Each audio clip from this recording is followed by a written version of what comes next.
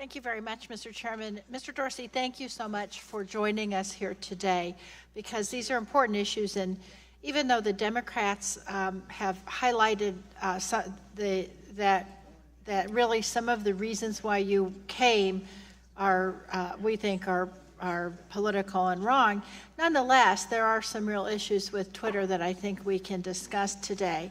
And as you said, Twitter really has become a tool for engagement across society. And recently, we saw some of its positive social change with the role it's played in the Me Too movement. But nonetheless, Twitter has also experienced its own sexual harassment problem to confront. And I just wanted to ask you some questions about how Twitter is dealing with these issues. I don't know if you're aware, Mr. Dorsey, of the Amnesty International report called Toxic Twitter, a Toxic Place for Women. Are you aware of that? I am aware of it. Mr. Chairman, I'd like to ask unanimous consent to put that in the record. Without objection. Now, in that report, it described the issues women face on Twitter and how Twitter could change to be more friendly to women. I assume you've talked to Amnesty International about this report and about some of their recommendations. I'm not sure if I haven't personally, but I imagine that folks on our team have, but we can follow up with you. Thank you. The report goes into great and frankly graphic detail of the types of abuses that have been experienced on Twitter, including threats of rape, bodily harm, and death. Now, some have found to violate Twitter's guidelines, but others were not.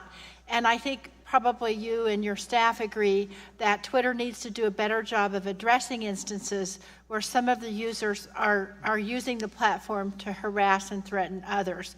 And so I'm wondering if you can tell me, does Twitter currently have data on reports of abusive conduct, including on the basis of race, religion, gender, or orientation, targeted harassment, or threats of violence? And separately, does Twitter have data on the actions that it has taken to address these complaints? So a few things here.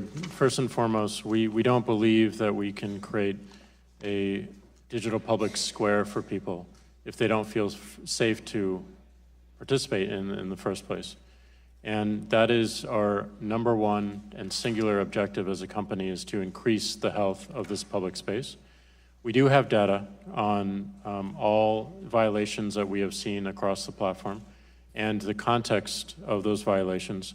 And we do intend, and this will be an initiative this year, to create a transparency report that will make that data more public, so that all can learn from it, and we can also be held publicly accountable to it. That's good news. And you say you'll have that this year yet? By the We're working on it as an initiative this year. We have a lot of work to do to aggregate all the data into a report that will be meaningful. And is Twitter also taking actions to address some of the deficiencies that have been identified in this report and in other places? We are. We definitely, we're focusing.